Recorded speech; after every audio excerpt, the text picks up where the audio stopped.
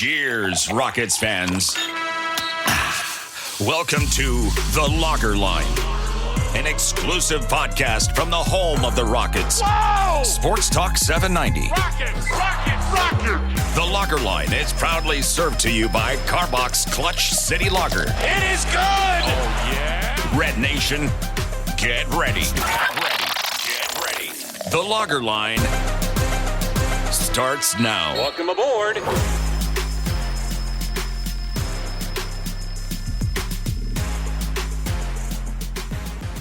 Welcome back to another new episode of The Lager Line, as always served to you courtesy of Clutch City Lager of Carbach Brewing. I'm Ben Dubose, your host, editor of USA Today's Rockets Wire, and contributor to Sports Talk 790, the official flagship radio station of your Houston Rockets. I'm joined by my good friend, co-host, and producer out of Portugal, Paulo Alves, who you can follow on X/Twitter at Paulo Alves NBA. Me, I'm at Ben Dubose. So as we chat this first week of April, the Rockets have had a bit of an unfortunate week as it pertains to the postseason race. Since we last recorded a week ago, the Rockets are 2-2. They extended the winning streak to 11 by winning at Oklahoma City and at Utah, grinding out both of those games, first in overtime, the last in the fourth quarter, then lost at home to Dallas and on the road at Minnesota. We said a week ago that we were hopeful that a 2-2 week, we knew sustaining the winning streak to 13 plus games was unlikely. The Rockets don't have that type of talent advantage. And then you couple that with the youth. That's just not realistic. But we were hopeful that a 2-2 week would be enough to keep them competitive going into this Thursday, April 4th game against the Warriors, because Golden State had a difficult schedule on its own front. Unfortunately, that's not how it materialized. The Warriors had 5 games over the past week, 4 on the road, including a back-to-back in Miami and Orlando, then home for Dallas, the same team that won at Toyota Center earlier this week, and somehow the Warriors went 5-0. And so Golden State now has a 3-game lead plus the tiebreaker going into that head-to-head meeting on Thursday night. So the Rockets, over the final 7 games of the season, need to make up 4 games on the Warriors to get into the play-in tournament. Even if they win the head-to-head meeting on Thursday night, it would still be a scenario where you need to make up 3 games over the final 6. Not impossible. The Rockets have gotten off the deck before. They were 9 games under 500 going into March before they went 13-2 with the 11-game winning streak. So I'm not going to say it's done until they're mathematically eliminated, but there's a reason why the models that had them at 25 to 30% to make the play-in about a week ago, when the Rockets came as close as a half game to the Warriors, now have them about 2 or 3%. And the silver lining that I take out of it, Paolo, I don't think that it's anything the Rockets did. It's not like you'll look back at this season and say, wow, they had it and then let it go. No, it's not what Houston didn't do. It's about what the Warriors did. To go 5-0 against that schedule and to now have the number 10 seed in the West be 41-34, it's an anomaly. It's a historic one for the 10 seed in the Western Conference to be that strong. It is what it is. For comparison, the Oklahoma City Thunder were the 10 seed last year. They were 40-42. The Rockets at this point could easily go 42-40, finish with a winning record, 2 games ahead of OKC a year ago to finish with a winning record, which I do think would be big for prestige and how the Rockets are viewed around the NBA and influential agents, power brokers. You know how the game is played. The Rockets would need to win 4 of their last 7 because they're 38-37 now. I absolutely think that's doable. And if they do that, they may not even be close to the 10 seed. It's very conceivable the Warriors could get it with 44, 45, even 46 wins. So it's just a really tough year in the Western Conference, and you tip your hat to the Warriors. I know it feels like the Warriors are on their way out because, of course, they were still with this same core contending all those years ago when the Rockets had James Harden. But keep in mind, the Warriors are less than 2 years removed from winning an NBA championship with this core. They did it in 2022 as well, the same year the Astros did. So it's not what the Rockets aren't doing. It's what the Warriors are doing. And so as much as we would like them to go away, I know we're all sick of them. Again, it's not just the 2010s era Warriors. No, they won a championship less than 2 years ago with that same core, Steph, Clay, Draymond, Andrew Wiggins, that's in place right now. And so I think you just largely have to tip your cap. And even the last couple of games for the Rockets, look, the Dallas game, when Luka and their shooters are performing at the level they did on Sunday, there's not a lot you can do. Luka, 47-10. He made 9 of his 16 threes. And even if you wanted to trap or double team him more, Well, the shooters outside of Luka made 15 of 31 threes. And then the loss in Minnesota, well, let's just be real. I think what's happened to the Rockets, and this is where it goes back to not having the talent buffer to overcome it, especially without Alper and Şengün, the Rockets just aren't making threes at nearly a high enough rate anymore. It feels like they peaked that Saturday game against Utah about 10 days ago when they were 27 of 49 from three. Fred tied the franchise record with 10 threes. Since then, the 5 games starting with Portland on March 25th, the Rockets still rank second in the NBA in three-point volume. That's been the emphasis, over 40 a game since the All-Star break, but they're 25th in three-point accuracy over that period. And that's why a week ago, even though they were still winning, it was a grind. They were down midway through the second half, even to Portland at home. They had to rally back late in Oklahoma City, who did not have SGA. They had to rally back in the fourth quarter against Utah and escaped with a 1-point win. Then the 2 games against Dallas and Minnesota, especially the veterans, guys like Dillon Brooks, Fred VanVleet. Now, Dillon's downturn really goes back to about Christmas and the oblique injury, so you wonder if that's a correlation as well. But I also think that the Rockets had to expend so much energy throughout March to get that winning streak, and especially as guys like Alper and Şengün and Cam Whitmore went down. Fortunately, Cam is back now, but the point is the guys you had to lean on very heavily throughout that streak may be getting a little bit tired. You see that with the legs, especially on three-point shots. And if the Rockets are having games where they're not making threes, which was the case most of the way in Minnesota, they made a few late in the game, but it was largely too little too late, especially combined with a couple of bad Jalen Green turnovers in the last minute. It's going to be tough for them to have the buffer, especially on the road against a good team, to overcome it. But what I will say about that Minnesota game, look, that was a Minnesota team that the Rockets early in the year were 0-2 against, blown out both times. And this time, the Rockets had every opportunity. They were within a point with about a minute to go. They got good looks throughout the game. They just missed the shots. This was not like earlier in the season where they looked outclassed. They were competitive. They just couldn't get the shots to go down. And even against the Mavericks, as ugly as that was, on a night where Luka, it felt like, could have put up 60 if he had to, and the shooters were making 50% or better from three on high volume, you could have lost that game by 30 or 40. It's not as if the Rockets have done anything shameful.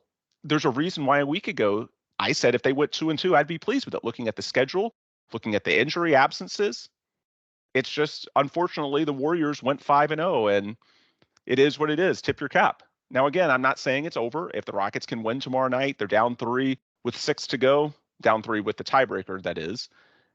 Not giving up. They've, again, climbed off the mat before, so until they're mathematically eliminated, I'm going to keep my mind open.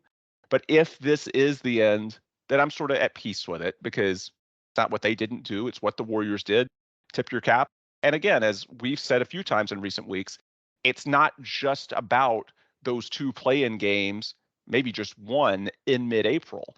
It's about what the play-in push represents. It's about playing meaningful basketball into March and April and seeing how this team performs under high leverage pressure games.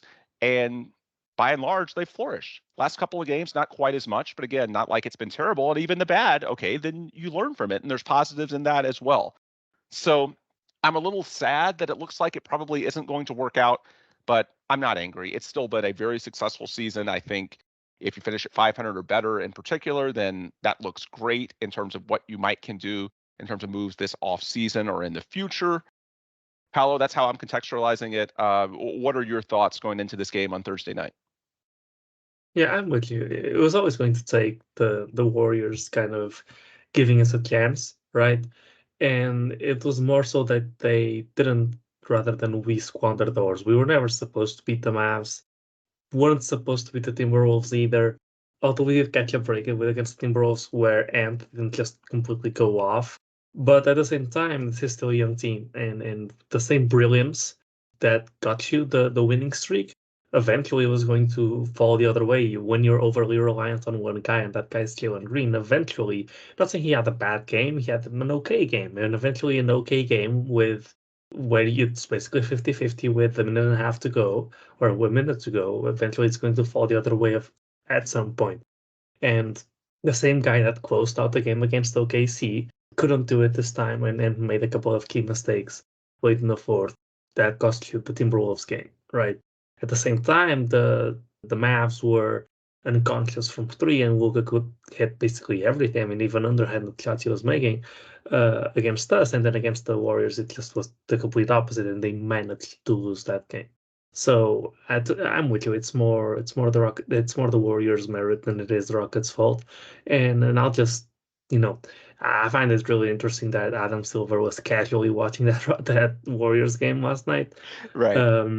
Not trying to go full conspiracy mode, but there was But that there were Warriors-Lakers play-in game will be quite a financial windfall. Let's put it that way. which kind of goes to show something that we're not going to get into, but how the NBA is choosing to translate the current superstar into the next ones.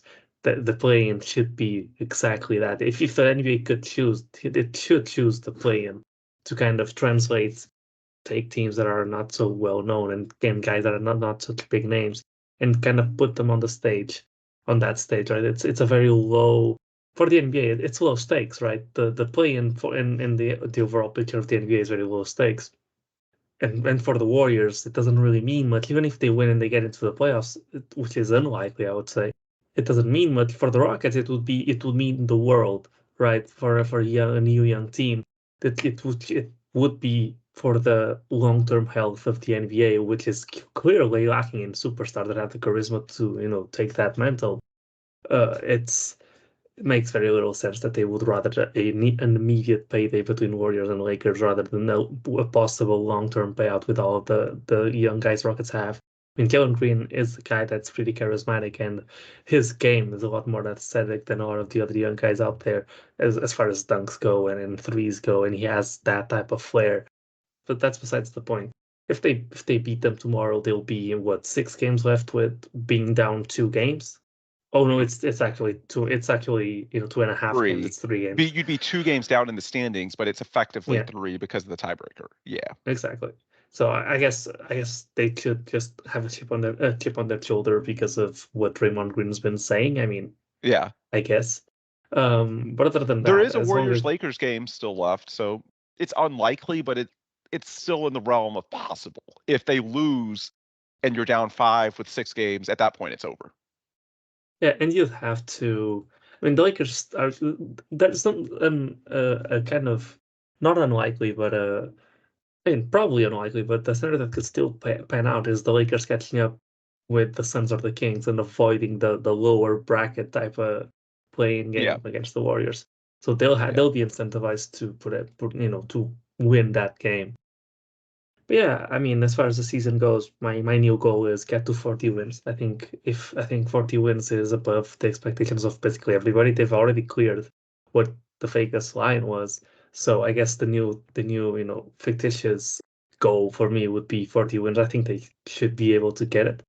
I'm going to go with 41 because I think they'll honestly be favored in all 3 of the final games at Utah, at Portland, and at the Clippers, who will sit everybody. That would get you to 41. Now you'll probably lose one. But we are NBA media. We have a very big fixation with round numbers. Remember, okay, triple fine. doubles. I get it. I'm just saying 41 and 42. Like 41 for me is big because it's 500. 42 is a winning record. So that's why I'm getting in the minutia here. But your point is well taken. Round numbers, 40. That's you're right. I guess we can spin the narrative into a 500 record. All right, I'm okay with 41 now. I got it. There we go. Yeah, that's where I'm going with it. And I will say, to your point on the Lakers, Warriors, and the play-in, and that stage ideally being to showcase the league's younger talent, like we did see, for example, SGA and the Thunder in that 9-10 play-in game, which they won a year ago, and it sort of put OKC on the map a little bit more before they were then blown out by, I forget who they played, but they did not make it into the actual playoffs. Yeah, and I mean, one last thing that I want to get in on this entire play-in thing. Listen, it's way beyond time that the NBA makes the playoffs seeded cross conference, because I mean, it just makes sense, right? And I guess it would be a first in American sports. But I mean, the difference between the Hawks and the Rockets is 3 full games. And the Hawks have no Trae Young. They're not going to do anything. They're not exactly a young team blossoming into the scene, right? Like it just makes no sense. I mean, imagine how big they made the All-Star game, the team selection cross conference, and they made it a draft, right? And it's not like that anymore, but they made it a draft, and that was I mean, I think at the beginning at least a big TV night. Imagine how big of a TV night it would be if you see that cross conference and you had the top 8 seeds pick their matchups. That would be And imagine amazing. that night where they draft the matchups would be amazing.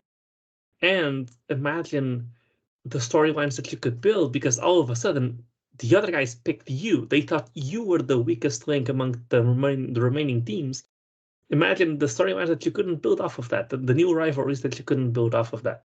And you can apply that, if not cross conference, you can apply that in each conference. I think it would make a lot of sense, considering the NBA has a 82 game season, and you want to make the regular season matter.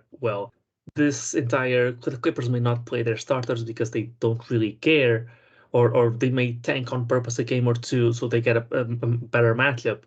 You'd get rid of that completely to make the games more important until the end.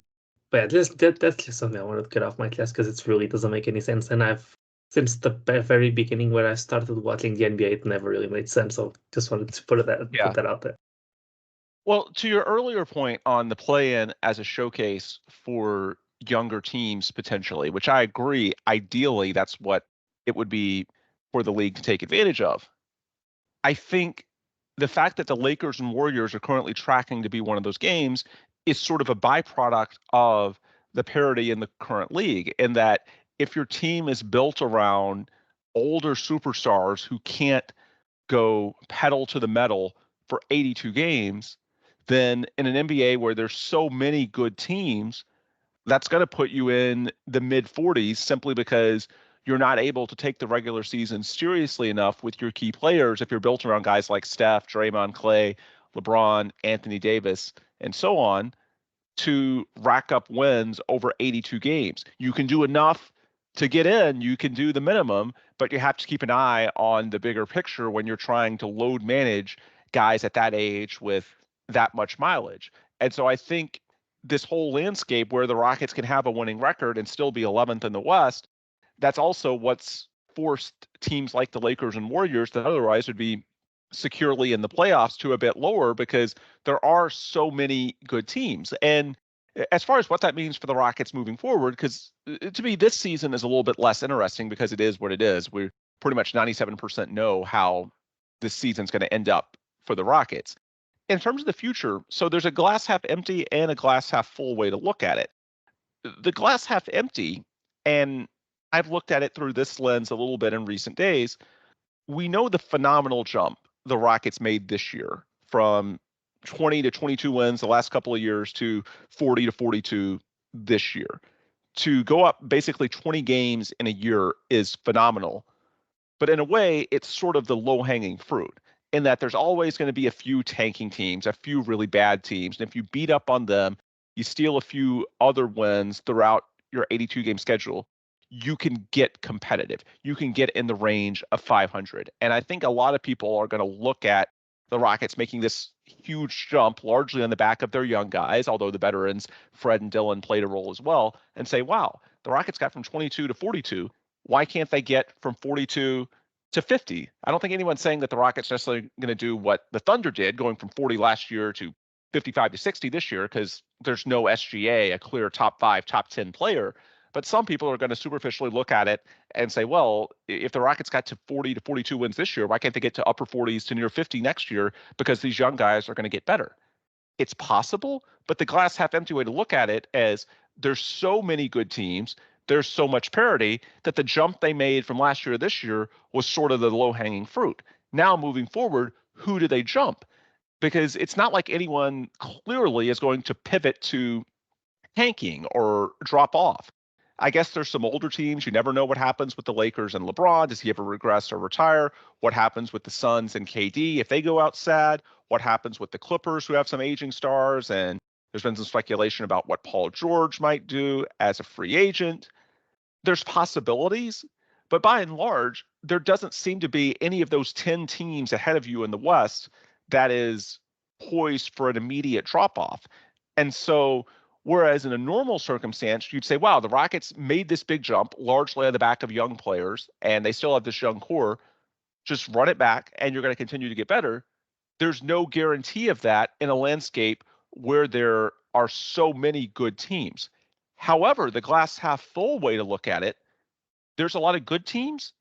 There aren't really any great teams.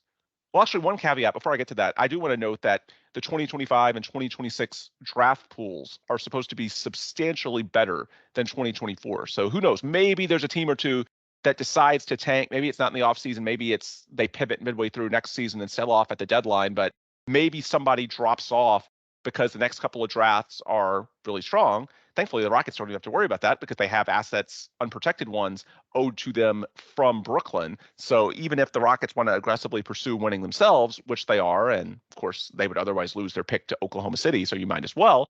The fact is, even if the Rockets did have to consider, well, do we want to worsen our pick? Well, you have to worry about it because you have the assets coming from Brooklyn. A lot of teams, if they want to take advantage of those really strong draft pools in 2025 and 2026 to build their team moving forward, they're going to have to think about losing themselves. So maybe that contributes to there being an unexpected decline, because on paper, yeah, not only are the 10 teams ahead of you, we should also point out that the 4 teams behind you, the only 2 that I feel confident are going to stay behind you no matter what, are Utah and Portland. Memphis, I don't know if they'll get all the way back to where they were a couple of years ago when they had Dillon Brooks and Steven Adams, but when you have John Morant and a healthy Desmond Bane and put them with Jaren Jackson, they should at least be competitive. San Antonio, they're bad now, but Wemby should be a draw. If you can pair like a Trae Young with Wemby, they could jump to being competitive relatively quickly. So on paper, there's a lot of parity, and the glass half empty way to view that is, well, how do the Rockets get to that next tier? The glass half full way, again, there may be some teams that sell off because of the strengths of the draft classes coming up. But the other way is that when you look at these teams ahead of you, there's a lot of good teams. There aren't really any great ones. Like, I'll use Minnesota as an example. I've watched Minnesota a bit of late because they've had a lot of games against, well, certainly the Rockets on Tuesday night of this week. They played the Warriors last week, teams that are involved in the postseason race with the Rockets. Minnesota doesn't scare me a lot. There's not a ton of offensive creativity to what they do. The defense, we've seen in the past some of the limitations of a Rudy Gobert anchored system in the playoffs. It's a good team for sure. I don't see them as a true contender. I think the current NBA, certainly Denver and Boston, maybe Oklahoma City, there aren't really a lot of great teams. So the bar to get to that top tier is difficult, but in this sort of parity NBA and, the new collective bargaining agreement may play into this as well, because it's making it tougher to keep super teams with high priced stars together. But the glass half full way is that if a team like the Rockets that has this burgeoning young core and theoretically should be well positioned in the trade market as well, Houston should be a draw to disgruntled stars, yada, yada. If the Rockets can actually get to that top tier, you might even have more staying power, because it's not like, 10 years ago when there were 5 or 6, it felt like legit contenders, true top tier teams.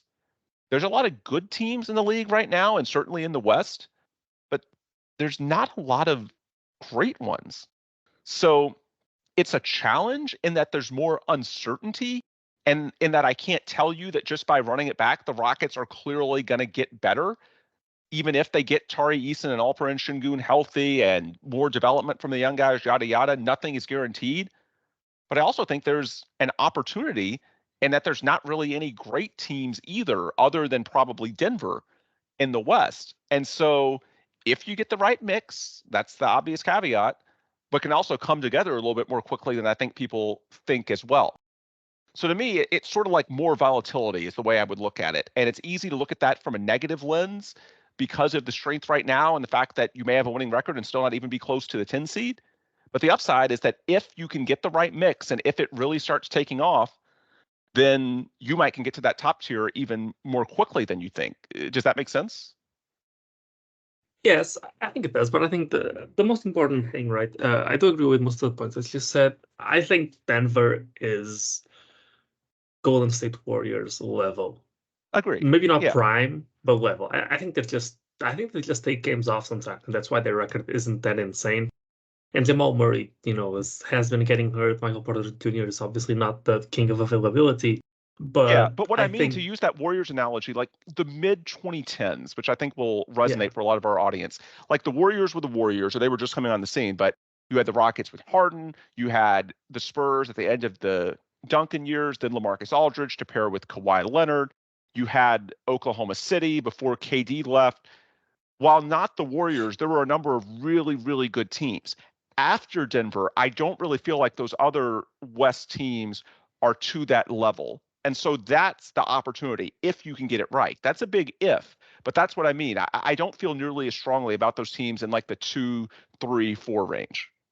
yeah. So I feel that strongly about the Nuggets. I think the Thunder are going to be a dynasty type team, or at least on that level, consistently for 6 to 8 to 10 years. So I think they will be the second team that will get there right next season, because this season, I mean, they are still playing with house money. There's been no aggressive moves made by them at this point.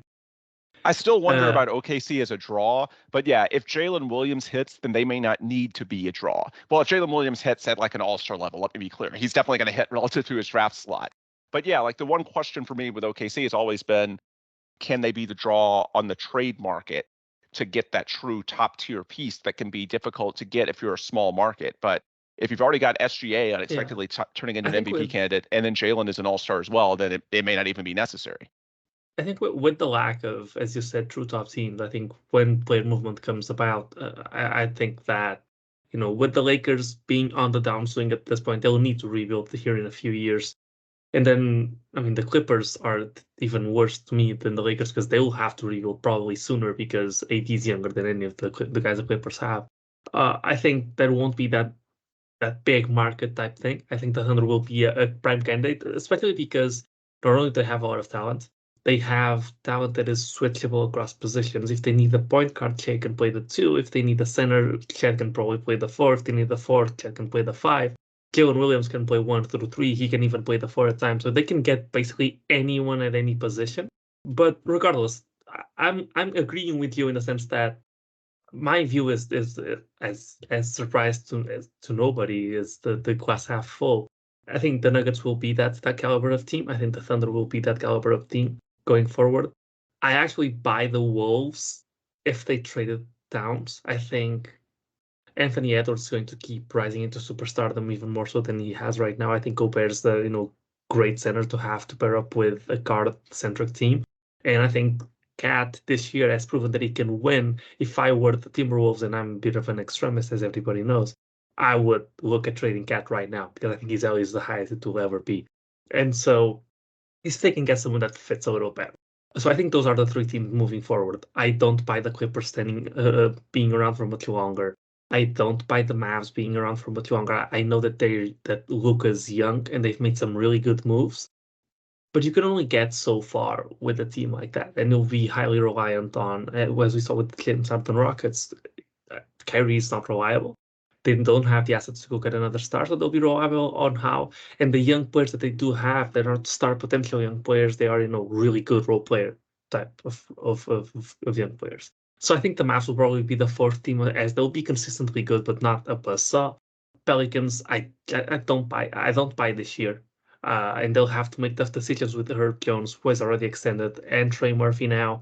It, it's. I think it will be tough for the Pelicans to remain competitive. I think even there's just something wrong with that team, because with the amount of talent that they have, the way that they win basketball games is too inconsistent. Zion and Ingram are great players, but they're not superstar level as to you can rely on them to year after year. And there's Put been the team on their whispers behind the backs. scenes about Zion for years and whether that's a Yeah. long-term fit that I don't think you could ignore. And then the Kings, I don't buy. I think it was a cool Same. story for a couple of years. They'll make the Yeah. playoffs. I don't think they're an elite Kings team. I sing think. perpetually good, but not great tier. Yeah. Yeah, the Suns are falling off, obviously. Lakers the same, Warriors the same. I think the Jazz are miles away. Last year was clearly a fluke. They're still on the downswing before getting back to the upswing. I think the Grizzlies will be back. I don't know how good they will be, but they'll be back. They'll be probably fifth behind the Mavs. And then the Spurs eventually. I'm not sure how quickly they can do it. and trailblazers are, miles away. And so I think the Rockets can realistically just next season, with just getting naturally better and perhaps moves around the margins, they know what this team is, and they know a lot more about the guys now. They can hang around, they can fight for the fifth seed with the Grizzlies or the Mavericks or one of these teams underperforms. I think they can fight for the fifth seed realistically within the next year, 2 years from now. And that's a pretty big step to make. And then at that point, you can start thinking about how can I optimize this team to actually be a contender. But I think there's a lot of teams in the West that look good right now that are, surpassable within the next couple of years. And so to me, just to put a bow on the entire season, I think these last 15 games make me feel a lot better. I think we're seeing stuff from Jalen Green that's not hot streak-ish.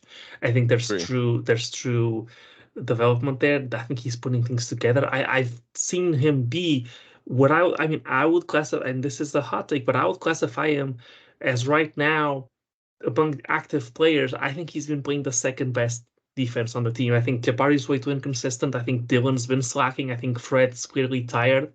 And I think only man Thompson to me has been better of the guys that have been playing. Obviously, if Tyrese comes back, he's obviously better. If Dillon's at full strength, I think he's better as well.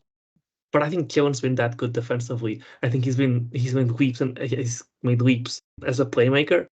And the scoring is not happening just because he's hot from three. As we saw last game against the Wolves, he was not hot from three, but he was attacking.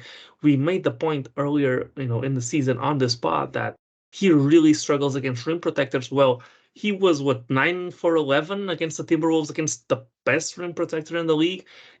I mean, he's flourishing before our eyes, and I think moving forward, I think he'll be able to consistently be one of our brightest young players, which is a relief to say because it was looking dire up to this point. And then we've seen Amen Thompson be able to contribute in an amount of ways besides being the lead guard, and there's still that upside to him. Cam Whitmore has been, has hit the ground running still. He still has upside. I think we've seen different guys step up throughout this run, and you can be confident in every single one of them to make a leap towards the future. And I think and even if they don't, because it's tough to have all six guys make that leap. I think that the perception around the league of our young core individually is high enough that any of our guys, perhaps not Tarisin because he hasn't gotten the exposure, although he would be the last guy that I would, put into potential start rate. I think any of those guys could be considered. I think, and I'm not going to say corner pieces, but I'll say any of those guys, considering the guys that are potentially available around the league, would be competitive centerpiece options for a trade for a star, and could swing a big space package versus what other teams would be likely to make available in a star trade. I don't know if this makes sense. I think when you compare, the Rockets can part ways with one guy from the young core, and that be less of a sacrifice to the team than the equivalent level of priority in the roster for other teams. Yeah, exactly. So imagine. Let me give you an example to illustrate this. For example, let me look at the standings right now. The Pelicans, right? If the Pelicans wanted to swing a star trade, obviously it doesn't make sense for them to swing a star trade if it's Zion or Ingram. The purpose is to pack it, to have those guys play with them, and then Trey Murphy would be like a really, really big loss.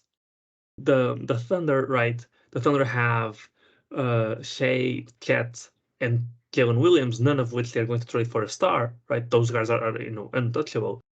And after that, and Kaysen Wallace is nice, right? They have okay players. Kaysen Wallace is probably the one that would be the closest to a centerpiece in a trade for a star. But I think any of our guys compared to Kaysen Wallace would be considered higher upside.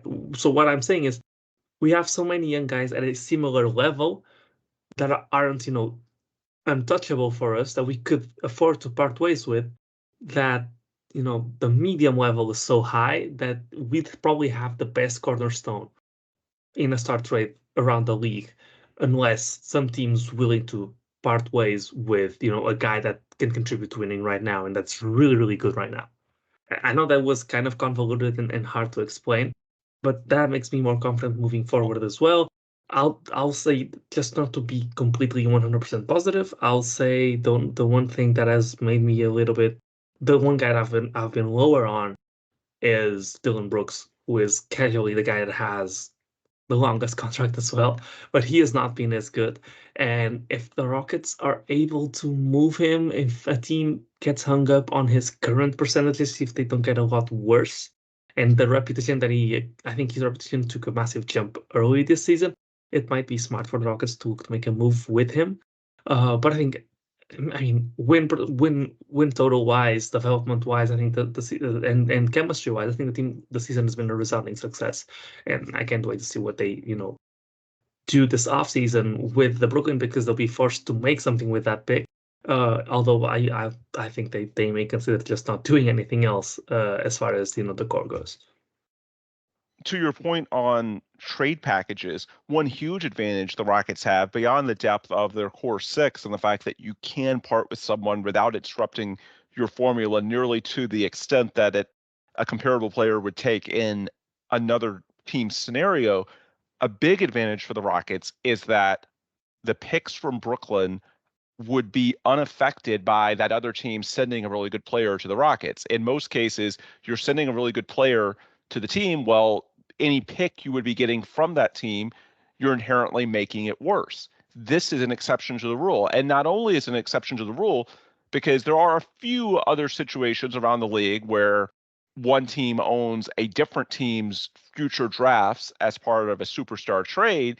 Generally, those picks are devalued, even if they aren't your own, because that other team has a really good outlook. For example, Brooklyn has all these Phoenix picks that they brought in as part of the Kevin Durant trade.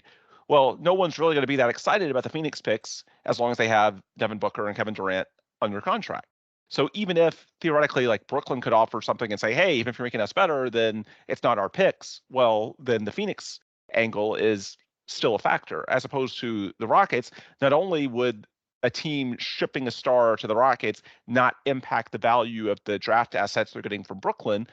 The draft assets from Brooklyn are a rare situation where Houston owns the picks of another team, picks and swaps, and that team doesn't have any stars, so their outlook is really bad. There's a reason they're going to be in the top 10 of the draft this year. So the Brooklyn angle is really unique in terms of what it allows the Rockets to do in trade packages, and I think that could give them a leg up as well.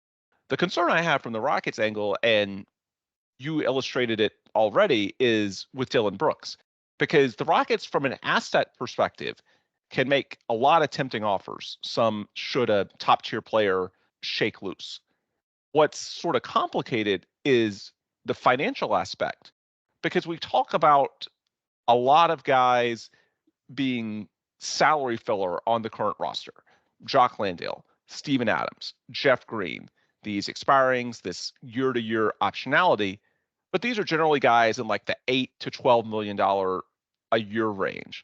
Now you can aggregate some of these in the offseason where teams can expand rosters temporarily up to 20, 21 guys and get around the roster size limitation a little bit.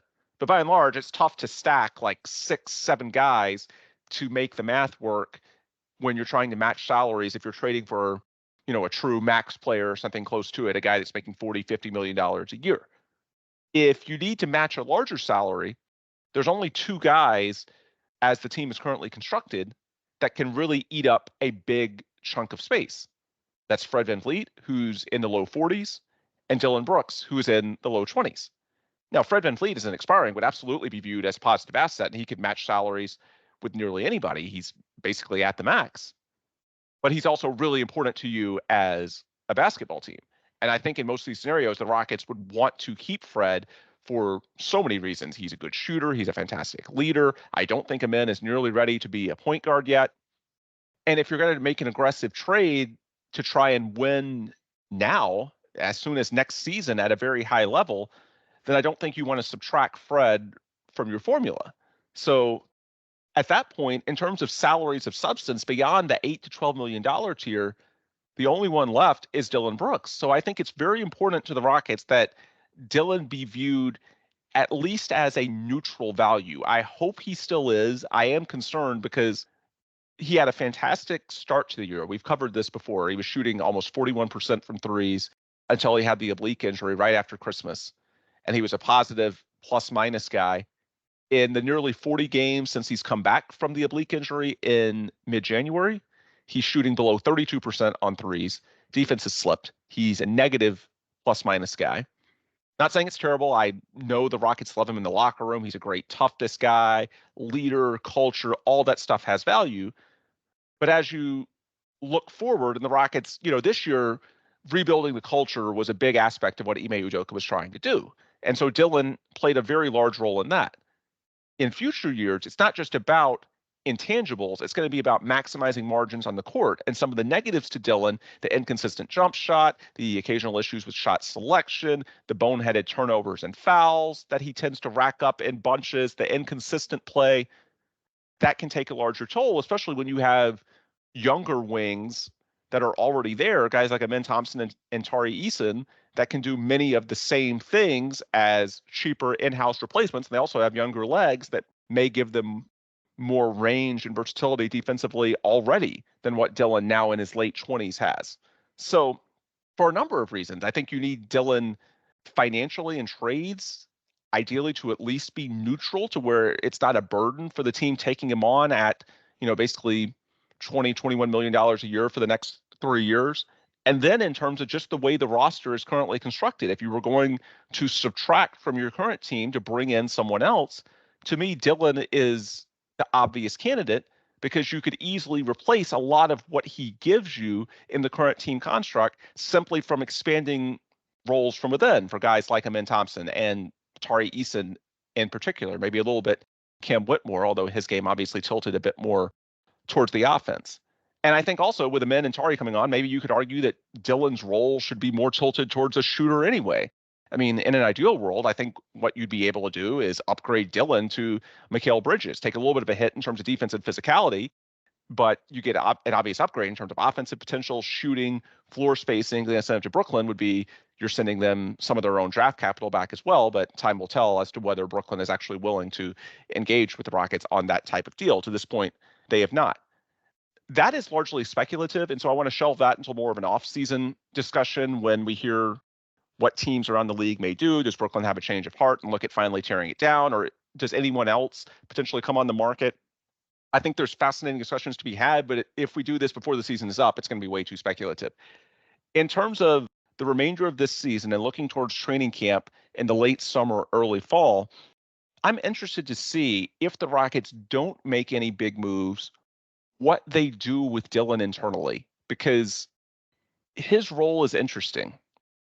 You can make a case that purely on basketball merit, that once the Rockets get everyone healthy, including Tari Eason and Alperen Sengun, that the best starting lineup for them already has either Tari Eason or Amen Thompson at the 3 and not Dillon Brooks. However, he's a veteran. He's got a certain presence to him. I also think that if you bench a guy making $20+ million a year, that might not help the trade value component that I was just describing. So there's a lot to balance. And that's another thing that might tilt me towards looking at Dillon trades this offseason to avoid being in this scenario. But as things are currently constructed, look, I think Fred, Jalen, Jabari, and Sengun, those are going to be starters for sure if you keep them on your roster going into training camp. Barring just some insane regression or injury, those roles are secure. And yet we know there are at least 2 guys the Rockets are extremely high on with Amen and Tari. Maybe you can throw Cam Whitmore into that mix as well. And there's only one spot left, and that's Dillon Brooks. So for all those reasons, it would make sense to explore trades. You also need a salary for any bigger deal.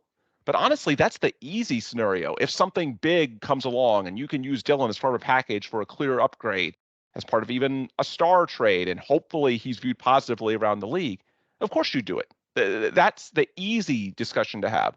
The harder discussion, and I'm not sure where I land, what do you do if there is no trade? Do you run it back with Dillon as your starting 3?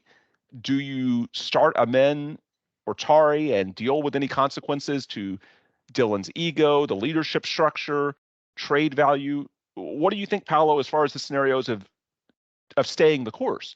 Do you have an open competition for Dillon's spot at small forward? Do you trust that he'll bounce back? Because some of this could be the oblique injury and some fatigue. I think that's probably a component. And he's not the only guy slumping. It's just we're focusing on Dillon's slot because the others, for various reasons, are much more secure. Dillon's is the one spot that could change, and he also happens to play the same position or a very similar role to two of your upper tier prospects that, as of now, don't have a starting spot.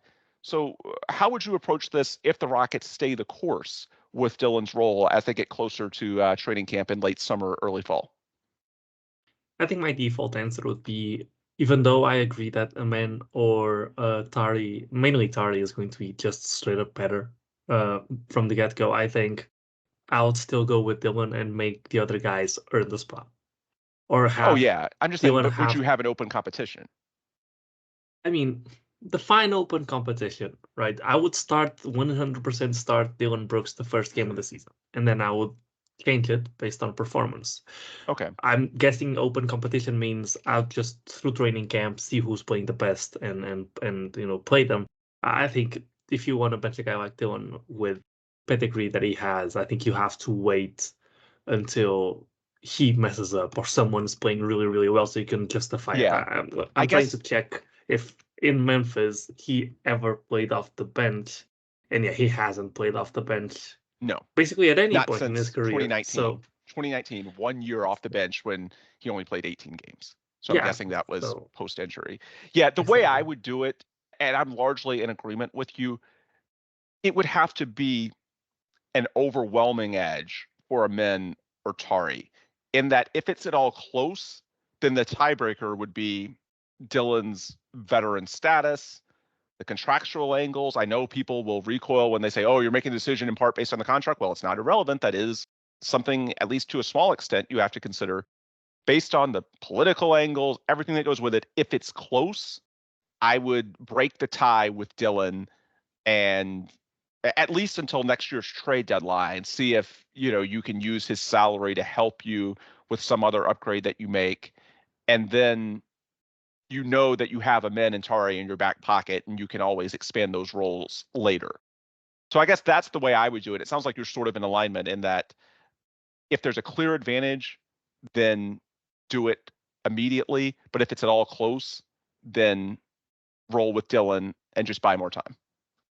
Yeah, and this should not be confused with the starting lineup. Should not be confused with the closing lineup. With the closing lineup, I would just play who I think the best guys are at any point. So if and I think that would be Tari at this point. So, and especially if Shingun's still here. If Shingun's still here, to definitely be Tari. Assuming he is. If Shingun for some reason isn't or is hurt, then a man could be a solution there. But yeah, I think I think starting lineups is a prestige thing. It goes on a stat sheet. Everybody's paying attention to it. I think that's more important, perhaps, for Dillon, as far as public perception of it goes. But closing lineup, to me, that's untouchable. It should always be the best five, and perhaps even the best five within the game, unless you have a superstar within that game itself who's playing the best. Because when it comes to winning, you should always, take every single edge. When it comes to the starting lineup, it's more about who do you want to see play first, or rather than who plays the best. Because starting Dillon basically says you have a chance to go out and play well. If you don't, you're going to lose the minutes. But when it comes to the closing lineup, there's no if you don't. If you don't, we lose the game. So at that point, it's not flexible. All right, the last topic I want to get to before we close out the show, I think Dillon is the guy whose role is most in question, not in the sense that he wouldn't have one. No, he's not going to go to the end of the bench and not play. It's just whether it's here or somewhere else. What exactly is his role? How many minutes? How is he going to respond if there's a change in role? That's the one thing that when you look at how the team is currently constructed that I think raises the most questions heading into the offseason and next year. How many options do the Rockets have? How much are they going to look at it, et cetera, et cetera? And that's going to be a storyline. Another thing that could come into a little more focus down the home stretch of this year and certainly into the fall is Thompson a wing or a point guard? When he was drafted, the idea was that he's the point guard of the future, and he still might be. But we know why he has not been to this point. The handle is still very much a work in progress. There's been some talk on social media throughout the season of, oh, should they be trying to get him some more on-ball reps? To me, I think that's misunderstanding where the Rockets are in phase two. If this was the last few years, then sure, where things are given to top prospects and you're willing to sacrifice things for the sake of long-term development. In this season, where you have to earn minutes, it's clear that he's not there yet as a facilitator, as a ball handler. He is playing off ball as a lob threat, as a defender, as an offensive rebounder, and thus that's the role that he's in right now. We know that as time progresses, he'll get back to the Rockets' hope, the Ben Simmons model, the pre-injury Ben Simmons, let's clarify, that I think a lot of us had in mind when he was drafted, and maybe that happens by the fall, maybe it doesn't. One thing that's going to be interesting to me is that if the Rockets are eliminated from the play-in race, do they perhaps experiment a bit more with on-ball men at that time? I could see that. I don't think that it's something that because they haven't done it yet, now they're viewing him in as the next Sean Marion. No, I don't think that they've changed the long-term formula or template for him. It's more, this is what works now. So once they're eliminated and thus you don't have anything to play for in terms of immediate benefit, do they perhaps look at a few changes? For most of the guys and their current roles on the roster, I don't think there'll be any big changes, but for a men, that could be the one that I see, and maybe it gives you a little more data. But even so, even if he does fairly well, to me, it's too late in the year, in my opinion, for you to bank on it translating. It's almost like a couple of years ago when, KPJ and Jalen had that amazing 7-game stretch together to finish a year, and people wanted to bank on that carrying over, and by and large, it did not. Now, that's not to say the Rockets can't get a better feel on a men going into the fall, but I think in terms of the work he needs to do as a facilitator with his handle, those types of things, it's going to be less whatever happens the next couple of weeks, and it's more just day after day, hour after hour work throughout the summer in pickup games, in the things he does with coaches and his teammates throughout the summer, their runs, everything they do. I don't know if he'll play in summer league, but my guess is he's at least around the team out there. That's going to be much more of a driving force in the Rockets' decision-making going into the fall. Can we view him in as a possibility for some point guard minutes, or is he still just a wing, just an off-ball threat? So I would just say, in general, it's not something that you're going to be able to tell too much from the last 7 games, especially against some of these teams we mentioned leading off, Utah, Portland. The Clippers are probably going to be playing for nothing with some really terrible players out there. It's going to be more of a longer-term decision anyway in terms of how does he look in the offseason, and that's going to factor heavily in, do the Rockets think he's ready for some more on-ball reps next season? I guess I could see it down the home stretch of the year if the Rockets are eliminated. I would just caution people from reading too much into it. Paolo, what's your view on that, the men on-ball conundrum as this season winds down and then trying to project him into next season? I mean, I don't think he's a point guard or a wing. I think he's a center. I'm kidding. I'm sorry. I didn't even make it sound convincing. I think you can say he's a front court piece, though. Right now he is.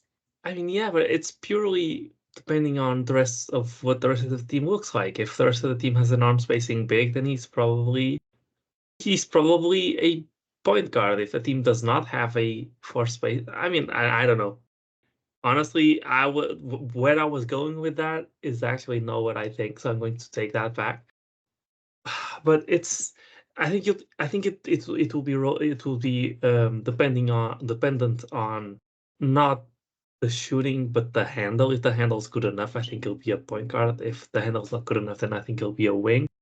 How you slot him in is tough because I mean we saw some sets where Jock Landale and him were basically occupying the same, not sets, but we saw some circumstances where by default, both him and Jock Landale were basically occupying the same dunker spot, right? And unless they can find some sets that I'm not aware of where you can afford to have 2 non-shooters, you either have to, live or stagger him with whatever center you have, or you can just leave him open in whatever spot he is on the court and just live with this with the 3 CDs. It depends on what your goals for the season are. If it's still partially wins, partially development, then you might just want to live with the threes.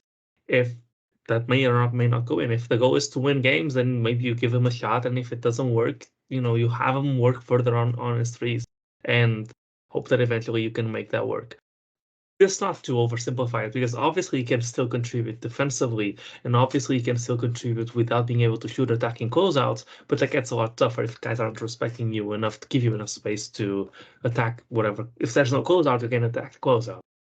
So I wonder how they're going to make it work, and especially since we already have, already have set the 2 centers, and neither of them are shooters, when Steven Adams and Alperen Sengun. Unless, I mean, it could be that Sengun becomes a shooter in this next season. I mean, he's made strides in that regard.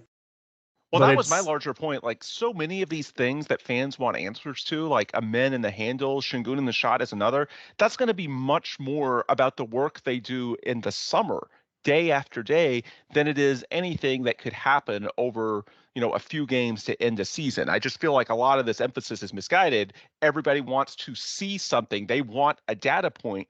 But in terms of whether Shingun's jump shot takes off, whether a men's handle takes off, it's less about anything that could conceivably happen. Of course, Shingun is injured. We're talking about men in this case, but it's not like anything can really be learned at a high level from the next 2 weeks. So even if you experiment, that's not necessarily going to provide you the answers that you want. It's more the development that happens in the off season, which we're not going to see on the court until the fall.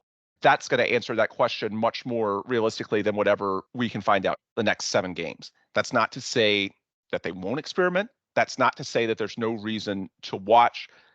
I would just, again, take everything with a grain of salt. Don't have your expectations too high, because my guess is also internally they may conclude that the juice is not worth the squeeze for any sort of major change to the way these guys are currently being used, because it's not going to really offer that much in terms of predictive value or even, I would say, confidence moving forward.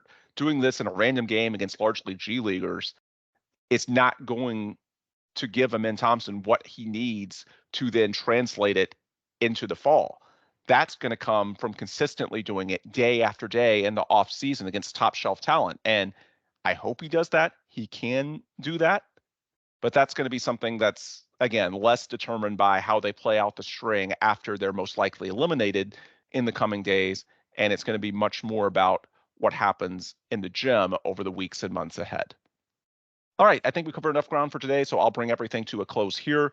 For Paolo, I'm Ben. If you guys are loyal listeners, want any more information before our next episode, the best place to get it is on Twitter/X. I'm on there at Ben Dubose. Paolo's on there at Paolo Alves NBA. And this show is on there at The Logger Line, where if you hit up the link tree in the bio at twitter.com/The Logger Line, you can find links to all of our friends, partners, and sponsors, Sports Talk 790, USA Today's Rockets Wire, Karbach Brewing. Check out all of their content, but also leave us a positive review and subscribe if you have not already with our distributors, Spotify, Apple, Google. You get the episodes right when they come out, and we get the benefit with your subscription and hopefully your happy review of looking good to our friends, partners, and sponsors and keeping this program running as one of the most active podcasts covering Houston Rockets basketball. All right, that'll do it for today, this Wednesday, April 3rd. Again, for Paolo Alves, I'm Ben Dubose. Thanks as always for listening, and please come back soon for another new episode of The Logger Line. Go Rockets.